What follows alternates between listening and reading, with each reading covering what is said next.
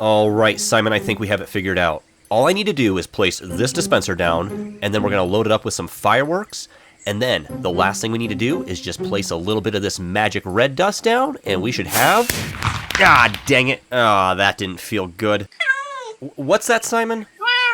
I need to rethink my placement? Yeah, no kidding, smart guy. What, you think I'm... Oh, hello, I didn't see you there. Sorry, you just caught Simon and I working on a new fireworks system for the pond area. The idea is to set up a few dispensers around the area that will be triggered to go off at nightfall. Just as a pretty little reminder for me to get my tuchus indoors and in bed when the scary things come out at night. We can work on that later though, because today I'm feeling a little bit down and also a bit nostalgic. We've been on this server for the better part of a year and things are starting to wind down. Now, sadly, I've been offline a lot lately and not able to enjoy all the hard work that we've put into this world, nor have I been able to finish the plans I originally set out to do. This has been due to some PC issues and some other life stuff, which, you know, we all deal with. But, anyways, Wait, what's that, Simon? Sometimes things in life just don't go to plan, and that's okay. We just have to manage our expectations and make the best of things. At the end of the day, everything will work out how it's supposed to and we'll be okay. You're so wise, Simon. Thank you for the words of wisdom. Wait, I forgot to clean your cat box? I've been busy, Simon! Oh, this cat's always keeping me on my toes. Anyways, we'll get back to these fireworks and Simon's cat box later, but for now, I think it's a good idea to take a little journey and look at everything that we have accomplished so far in this season. So, let's go. Does that sound good to you, Simon?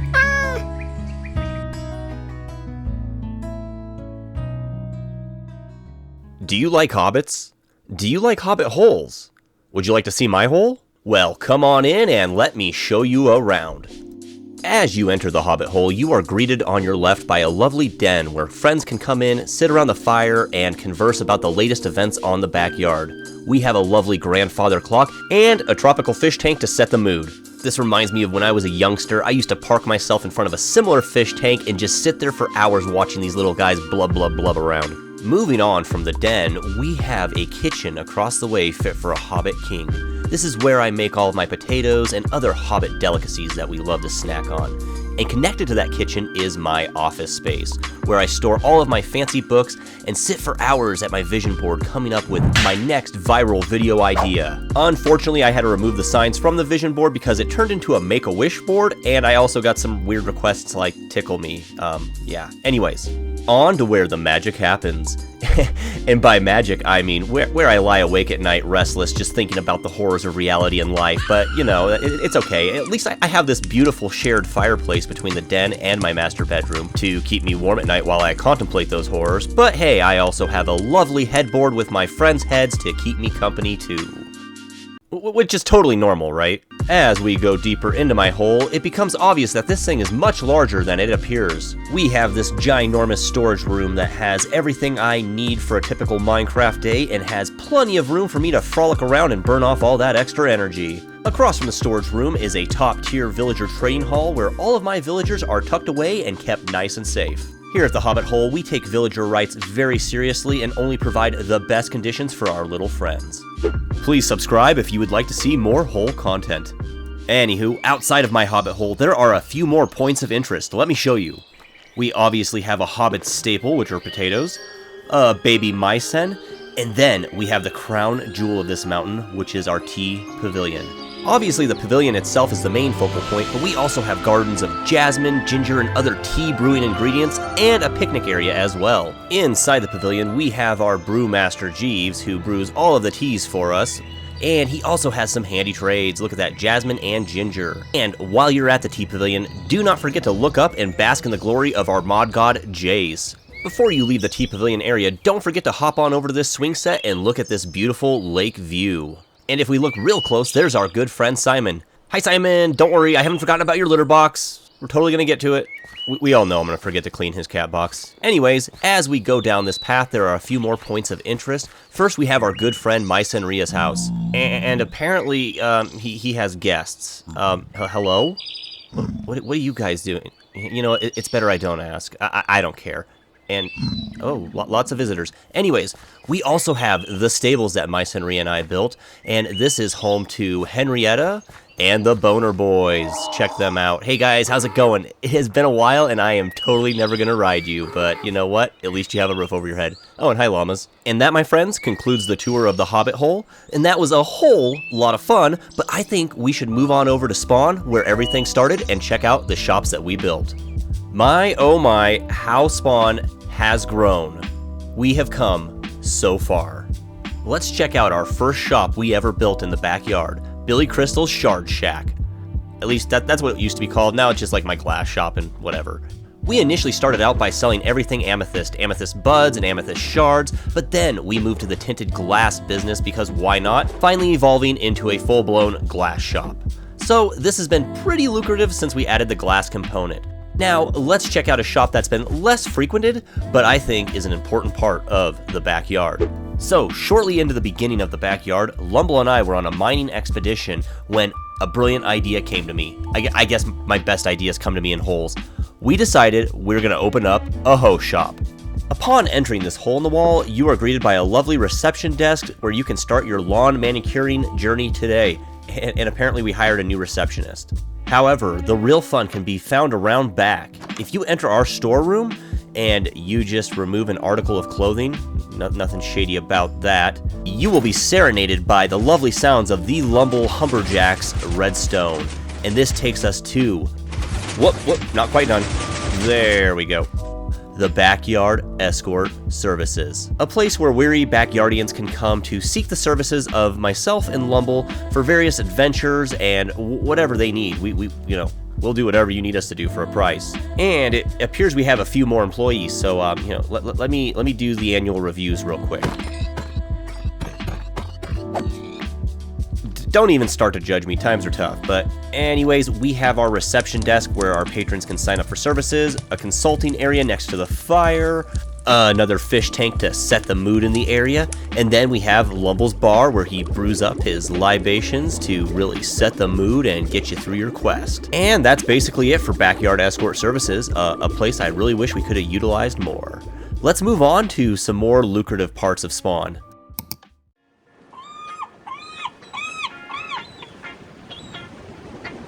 Welcome to a little area I like to call Shenanigans Cove, an area that Cece and I took over a little while ago and built a few shops. These include Boom Boom Billy's and Bamboozled, which are both my shops, as well as Crater Creators, and then off to the side of the cove connected to the area, we have Cece's Foundry, which is an iron shop, and very beautiful, I might add. So let's check out Boom Boom Billy's first, and upon entry, you're going to be greeted with some redstone magic. I mean, I worked really hard on this. It's super high-tech, guys, I promise. But check it out. You walk in, and you are greeted by one of my chief exports, the Boom Booms. And, you're only hurt a little bit. You'll be fine. Just wear some armor when you come in. Anyways, over here, we sell the flight rockets, and then we have TNT, followed up by several different options of fancy fireworks. And the flight rockets have always been a huge seller. I ended up having to put in 3 barrels of each type of flight rocket just to keep up with these greedy little goblins in the backyard. But you know what? It has been worth it, as it has been a very lucrative endeavor. The rest of the stuff, meh. I mean, I've made a little bit of money.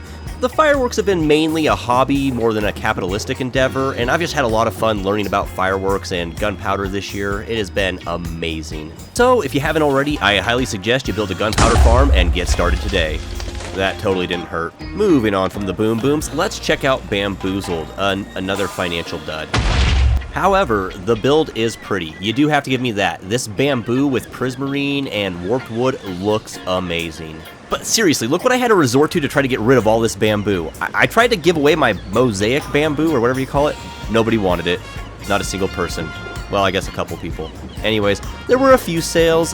However, it's not all about the diamonds. We had a lot of fun this season building all of the farms and everything that it took to put these stores together. And you know what? Let me show you some of those farms.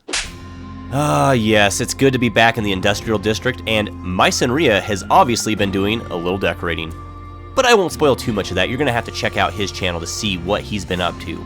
I just want to show you my gunpowder farm, paper farm, and chicken farm. Let's take a real quick look at the inner workings of the gunpowder and paper farm, if I can find my way in. Yep, here it is. Dang, Sen. Again, amazing work, buddy. Now, in here are the collection systems. Over here is paper and paper. I did have bamboo going, At the end of the day, though, there was a much larger demand for rockets, so I converted the bamboo farm into another paper farm.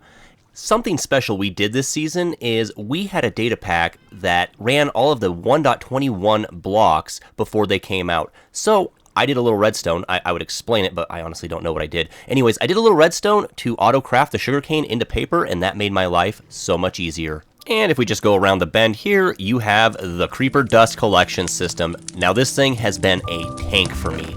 Now I know I'm not going into too much detail on how these farms were built, and that's because we already went through this in the previous episodes. This again is just more of a reflection. Now there's one more farm I didn't show anyone that I made, the chicken farm, and I gotta remember how to get to it. Hold on one second.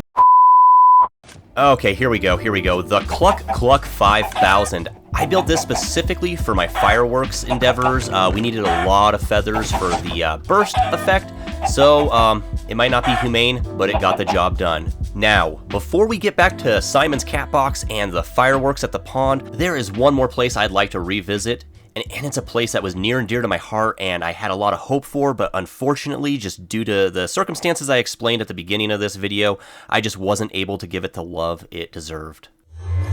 Ah, yes, the original Gunpowder Farm and the home of the Northwestern Alliance's army, whatever that was. My god, this thing is ginormous.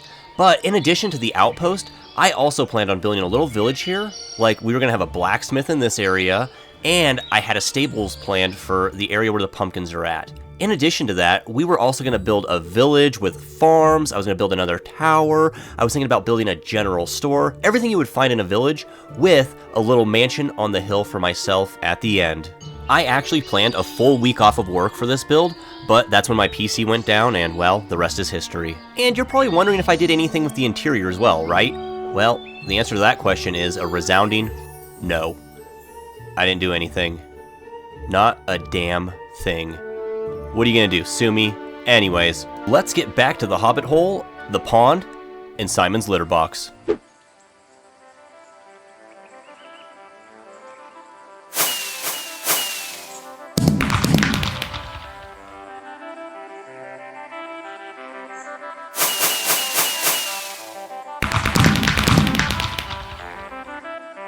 Simon, what'd you think, buddy? Pretty neat, huh? You think the fireworks are pretty, but I'm forgetting something?